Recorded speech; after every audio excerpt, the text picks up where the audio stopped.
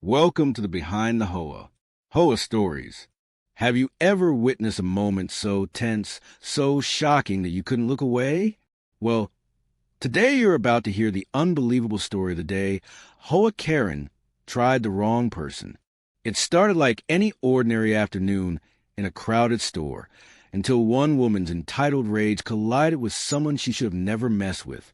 Stay with me, because what happened next will shock you, make you laugh, and maybe even give you a little faith in karma.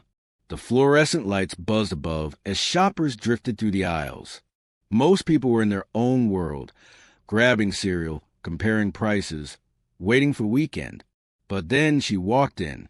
You know the type, the posture that screams superiority, the sharp eyes, scanning for something to criticize, the restless tapping of her nails against her phone. That's right, Hoa Karen. And from the very first step, it was clear she wasn't there to shop. She was there to dominate. She stormed down the aisle like she owned it, shoving carts aside, sighing loudly when anyone dared to move too slowly. People avoided her gaze, because once Karen's eyes landed on you, trouble was guaranteed.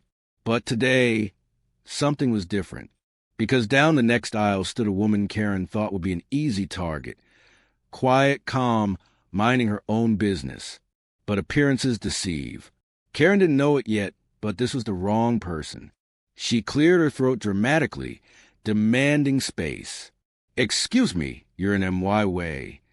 The woman slowly turned her head, not intimidated, not apologetic. Her eyes? Steady, cold. It wasn't the reaction Karen expected. And that was the first crack in Karen's control. You could feel it, the air in the aisle thickening. Shoppers pretended to browse, but their ears perked up. A storm was coming. Karen leaned closer, voice sharp. People like you need to learn respect. But instead of fear, the woman smiled. Just a small, knowing smile. And then she said softly, "Respect is earned, not demanded." It was a dagger disguised as kindness. And for the first time, Karen's mask slipped. Before I tell you what happened next, if you're loving this kind of real story meets viral drama, make sure you hit that subscribe button and turn on notifications.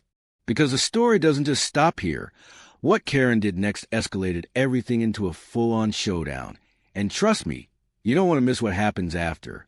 Now, back to the chaos. Her voice rose. She waved her arms, trying to draw a crowd. "This woman just disrespected me. I need a manager, now." The classic Karen move. But here's the twist.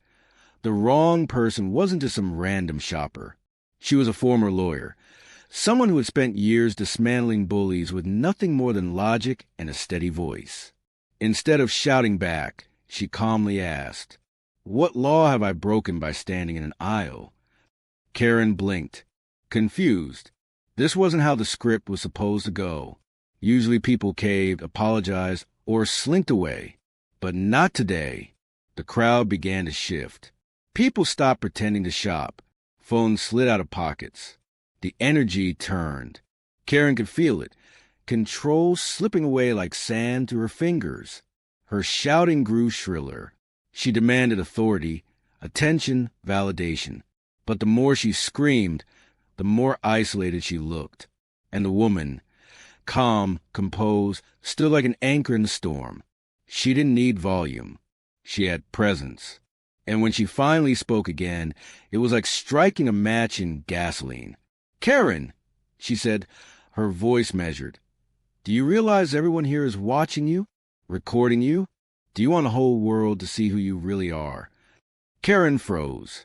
For the first time, fear flickered across her face. Because in this era, the threat of going viral is sometimes more powerful than the police. And that's when it happened. Karen tried to snatch the phone from someone recording.